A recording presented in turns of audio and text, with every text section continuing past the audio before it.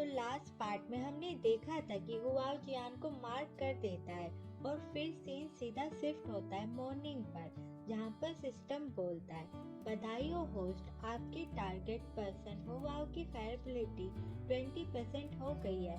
आपने अच्छा किया, टू गुड, ऐसे ही अपना काम करते रहे। ये सुनकर जियान बोलता है बस ओनली 20% ही। वो अपनी नेक को पकड़ता है और सोचता है जैसे कि उम्मीद की थी, मेरे ग्लैडन में खराबी के कारण मार्क करने के बाद भी उसके फेरोमोन मेरे शरीर में नहीं टिक पाए। वो इधर उधर देख रहा होता है तो उसे उस रूम में कोई नहीं दिखता, मतलब कि उसे हुआओ नहीं दिखता। वो सोचता है हुआओ ने शायद कल रात मेरी हेल्प इसलिए की क्योंकि वो फेरोमोन से प्रभावित था और उसके पास कोई और चॉइस नहीं थी, इसलिए अब मुझे यहाँ से जाना चाहिए। वो जैसे ही गेट खोलता है तो उसके सामने हुआओ होता है। हुआओ जियान को देखकर बोलता है, इतनी जल्दी में तुम कहाँ जा रहे हो, क्या तुम्हें कोई काम है? जियान बोलता है, मिस्टर हुआओ आप गए नहीं, मुझे लगा कि आप चले गए। हुआओ कहता है, मुझे अभी एक फोन आया था और मैंने आपको परेशान ना करने के लिए बाहर जाने का फैसला किया। और हाँ, क्या आपको भूख लगी है? मैं रिसेप्शन से नाश्ता भिजवा देता हूँ।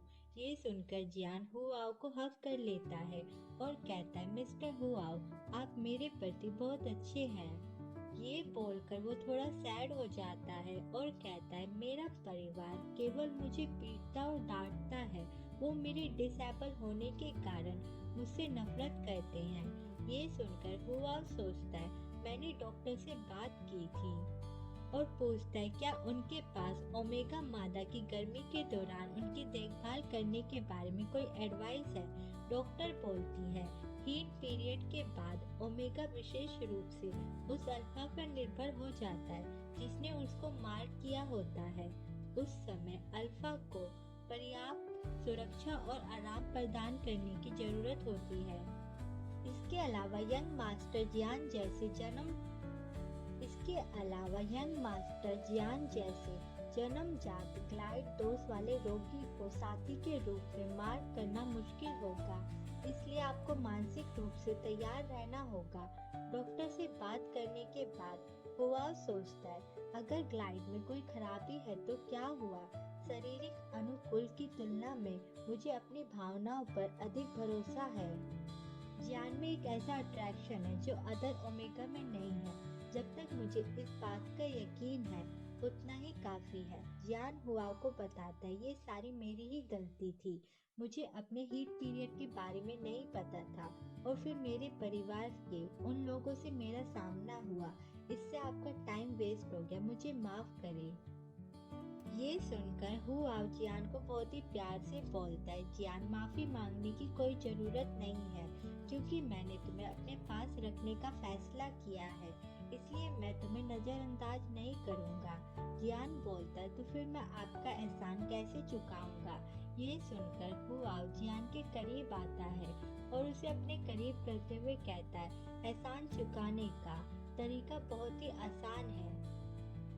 ये बोलकर वो उसे अपने और करीब कर लेता है। जियान बोलता है, आप कहना क्या चाहते हो, साफ साफ कहो। तो हुआओ बोलता है, जैसे कल रात हुआ था। जियान बोलता है, आपका मतलब है अगर हम रोज ऐसा करें तो क्या कोई ऐसा दिन आएगा जब मार्किंग सफल हो जाएगी? हुआओ बोलता है, हाँ, और मुझे अब मिस्टर हुआओ कहकर मत बुलाओ, तुम इतने समझदार हो कि तुम्हें पता होना चाहिए कि अब तुम्हें मुझे क्या कहकर बुलाना चाहिए।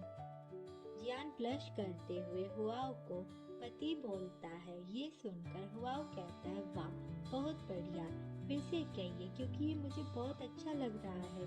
जियान फिर से हुआओ को पति बोलता है। हुआओ जियान से कहता है, और अब से चुपके से मत निकलना, मैं जहाँ रहूंगा तुम्हें भी वहीं पर रहना होगा, मतलब कि अब तुम मुझसे कहीं पर भी दूर मत जाना।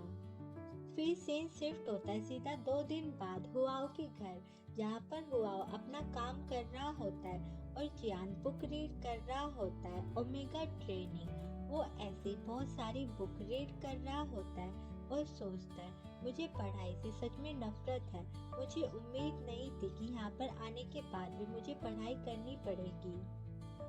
वो अंगड़ाई लेते हुए कहता है, पति देव, किताब में बहुत ज्यादा शब्द है, ज्यादा देर तक पढ़ने से मुझे चक्कर आने लग रहे हैं। ये सुनकर हुआ मुंह बिगाड़ते हुए कहता है, लगभग 5 मिनट तक पढ़ना, ये सच में बहुत लंबा टाइम है। हुआ वो बुक उठाता है और कहता है, अगर आपको चक्कर आने लगे तो कोई बात नहीं, मैं इसे तुम्हें पढ़कर सुना दूंगा और आप सीख सकते हो।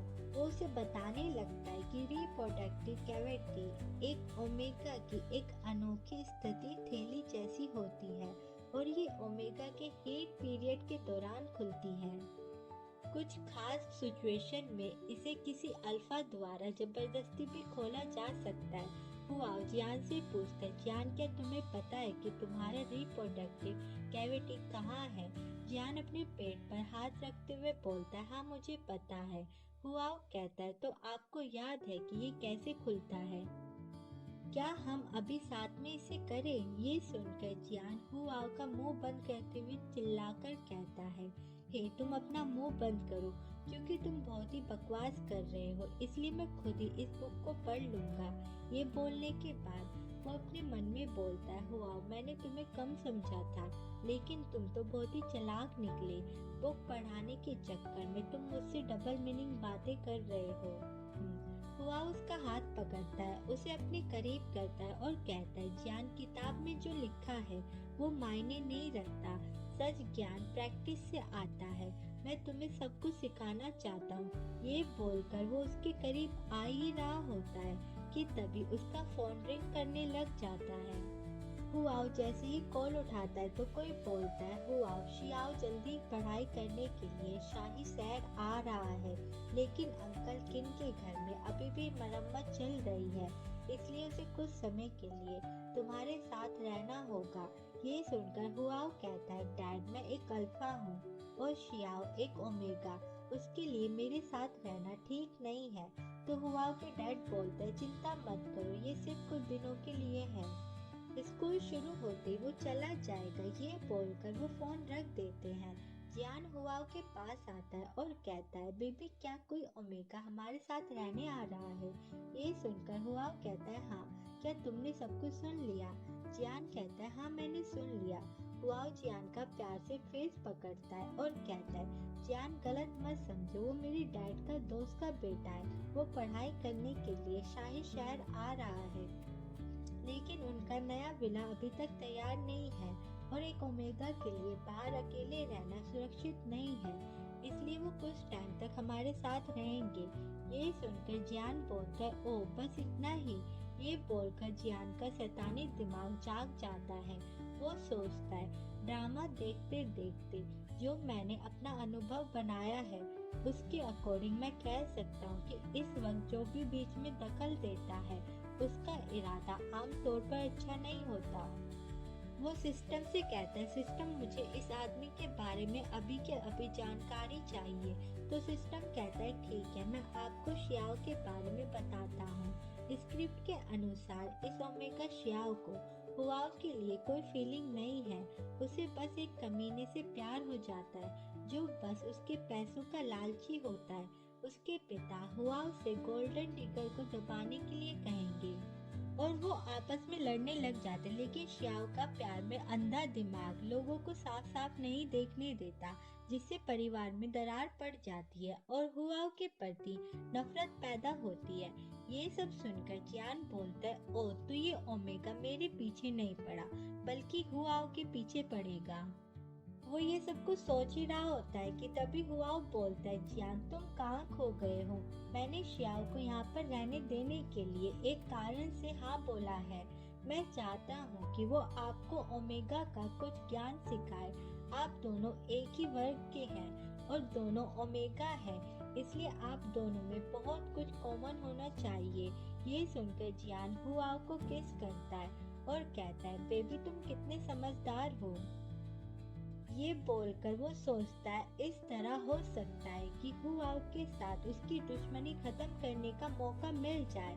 फिर सीन शिफ्ट होता है डाइनिंग टेबल पर, जहाँ पर हुआओ जियान को ब्रेकफास्ट खिला रहा होता है कि तभी वहाँ पर कोई आता है और कहता है, मास्टर हुआओ, यंग मास्टर शियाओ आ गए हैं। ये सुनकर जियान शियाओ को देखता है और सोचता है, शियाओ वो ठीक नहीं लग रहा है, इसमें कोई हैरानी की बात नहीं है कि किन परिवार उस पर अकेले बाहर रहने के लिए भरोसा नहीं करता। शियाओ हुआओ को ग्रीट करता है।